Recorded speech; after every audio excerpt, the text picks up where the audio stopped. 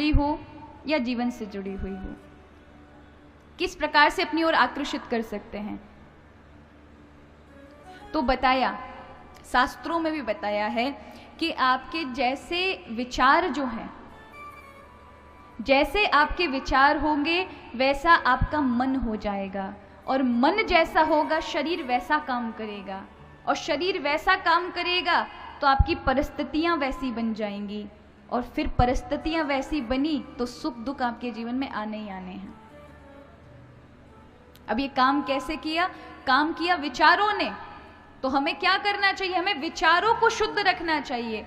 आपने गड़बड़ वाले विचार रखे तो गड़बड़ वाली चीजें आपके समीप आएंगी, लेकिन आपने अच्छे वाले विचार रखे, अच्छी सोच रखी, अगर कभी जीवन में ऐसी विषम परिस्थितियां आ जाएं कि आपके जीवन में बड़े नकारात्मक विचार, नेगेटिव थॉट्स उत्पन्न हों, तो आप उनमें अच्छे सकारात्मक विचार निकालिए कि इस आदमी ने मेरे साथ ये किया, लेकिन कोई बात नहीं, ये मेरा मित्र है, ये मेरा भाई है, इसने एक बारी मेरी ऐसी मदद भी तो की थी, ठीक है, इसने आज ऐसा बोल दिया, कोई नहीं, प्रभु देख रहे हैं, हमारा भी समय आएगा। ऐसा कहने से, सकारात्मक विचार लाने से वो नेगेटिव जो चीज़ें हैं वो आपके मन पर प्रभाव नहीं डालेगी। यदि फिर मन पर प्रभाव डल गया उन विचारों का, तो फिर परिस्थितियां आके सामने खड़ी हो जाती। जैसे लोहा होता है और लोहे के अंदर जो चुंबक होती है उसे खींचने का एक फ्रीक्वेंसी होती है, लेकिन लोहे चुंबक के सामने कांसा, पीतल, अन्य कोई धातु रख दो, वो अपनी ओर नहीं खींचेगा, केवल लोहे को खींचेगा। उसी प्रकार मन का विचार पर बड़ा गहरा प्रभाव है। आप जैसा सोचते हैं वैसा हो जाता है। आप खुद अनुभव करके देखिए, अगर आप दुखी हैं अंदर से, आपके विचार कर रहे हैं कि सामने वाले ने बड़ा दुख दिया, या कोई पुरानी बात याद आ जाए आपको दुखी होने की, तो आपका चेहरा भी वैसा दुखी हो जाएगा। और कभी कभी आप कोई प्रसन्नता वाली बात याद करो तो आपके चेहरे पर वो मुस्कान के वो जो चिन्ह होते हैं ना, वो सामने नजर आते हैं। लोग पूछ भी लेते हैं, आज क्या हो गया तुम्हें, आज बड़े खुश नजर आ रहे हो। उसको थोड़ा भीतर से पता, लेकिन आपकी जो भीतर की खुशी है ना वो बाहर झलक रही है। कभी कभी लोग कह देते हैं, तुम्हारा मुंह उतर रहा है, सब ठीक तो है, आज बड़े दुखी लग रहे हो। क्यों? क्योंकि मन के विचारों ने आपको बाहर प्रकट किया। तो विचार का मन से और मन का शरीर से बड़ा गहरा संबंध है। आप जैसे विचार सोच लेते हैं वैसा आप बन जाते हैं। तो अगर आप विचार करते हैं अच्छे कि मैं कुछ तरक्की प्राप्त करूं, अगर आप विद्यार्थी जीवन जी रहे हैं और आप बहुत कुछ उपलब्धि प्राप्त करना चाहते हैं, या आप आध्यात्मिक मार्ग के साधक हैं, अगर आप भगवत प्राप्ति करना चाहते हैं, तो सबसे पहले आपको अपने विचारों के बीज अच्छे डालने होंगे इस माइंड रूपी गार्डन में।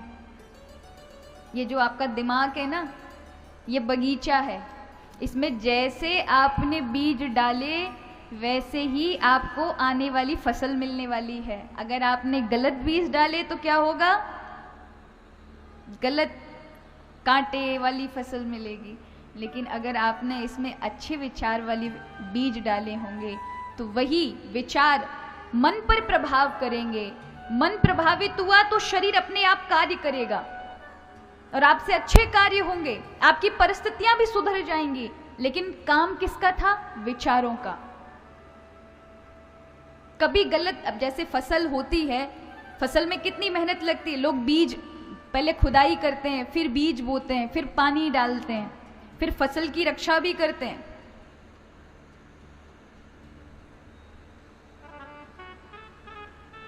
कभी गलत चीजें आपके जीवन में आ जाएं तो उन चीजों को निकालकर फेंकना पड़ता है। होता है ना कि कभी गेहूं के साथ बथुआ आ जाते हैं, कभी कभी वो भी होता है तो उनको निकालना पड़ता है ना। कभी कभी किसी पेड़ के साथ कोई दूसरा पेड़ उत्पन्न हो गया जो उसको मिटा देगा, तो फिर उस पेड़ को जो उसको मिटा ना दे इसलिए उसको निकालना पड़ता है, उसे अच्छा रखने के लिए। जैसे बगीचे में ज्यादा घास बढ़ जाए, बहुत सुंदर पार्क हो, लेकिन अगर उसमें कटाई छटाई नहीं हुई ना तो क्या होगा? वही ऊबड़ खाबड़ गंदा दिखने लगेगा। तो ये जो आपका ये दिमाग है, ये बगीचा है, और इसके बागवान आप हैं, इसके मालिक आप हैं। जैसे जैसे आप इन अपने दिमाग के विचारों से बीज बोएंगे, वैसी वैसी फसल आपको मिलेगी। हमारे अगर जीवन में किसी प्रकार के कोई गलत पौधा भी यानी गंदे विचार भी आ जाएं, तो उन्हें काट दीजिए अपनी सकारात्मक ऊर्जा से, विवेक से।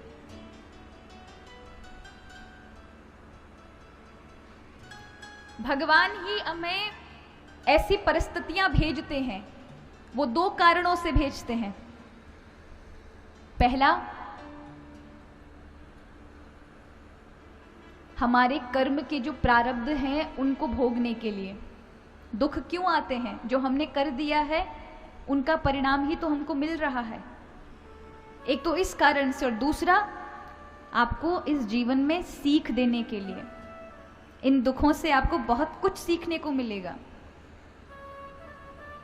जब तक आप अनुभव नहीं होते तो वो दुख आपके लिए बड़े दुखदायी होते हैं, लेकिन जब आप अनुभवी हो जाते हैं, उनसे कुछ सीख ले लेते हैं, तो वो दुख कहाँ रहता है, वो हट जाता है।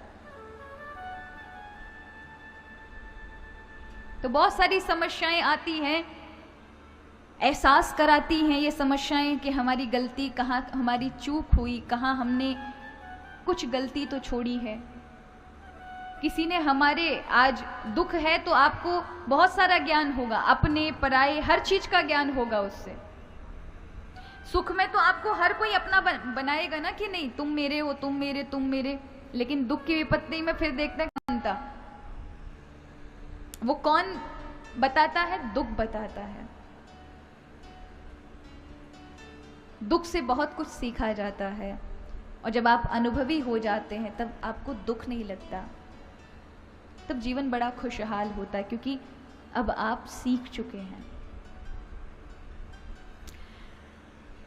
तो कहते हैं भगवान सिखाने के लिए और कर्म प्रारब्ध को भोगने के लिए ये परिस्थितियां आती, लेकिन हम अपने विचार अच्छे रखते हैं तो परिस्थितियां हमारा कुछ नहीं बिगाड़ सकती।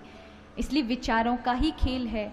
किसी को दुख लग रहा है कि मैं मेरे घर में इसलिए दुखी हूं क्योंकि मेरा घर अच्छा नहीं है, ये दक्षिण मुखी है, पश्चिम मुखी है, ये इसमें वास्तु दोष है, इसमें ऐसा, इसमें वैसा, मैं तो मुंबई में जाके रहता तो अच्छा था। वो घर छोड़ दिया, मुंबई में जाके महाशय रहने लगे, और हुआ क्या? वहां भी दोष लगा रहे हैं, ये फ्लैट अच्छा नहीं मिला मुझे, तो वो वाला फ्लैट लेना था। क्यों? क्योंकि जिसको बदलना था वो तो भीतर था। हम बाहर की सारी चीजें बदल आए, लेकिन अपना नजरिया नहीं बदल सके। हमारा जैसा चश्मा वैसा हमें रंग दिखाई पड़ेगा। हरे रंग का चश्मा है तो सब हरे ही हरे नजर आएंगे, लाल रंग का है तो लाल नजर आएंगे। तो हमने अपना चश्मा कैसा चढ़ा रखा है, ये बहुत महत्वपूर्ण है। तो शास्त्रों में कहा है विचारों का बड़ा महत्व है। इस शरीर के अंदर, योग वशिष्ठ के अंदर आता है, भगवान श्री राम को वशिष्ठ जी महाराज बताते हैं कि इस शरीर के अंदर भी 5 शरीर हैं, यानी पंचकोश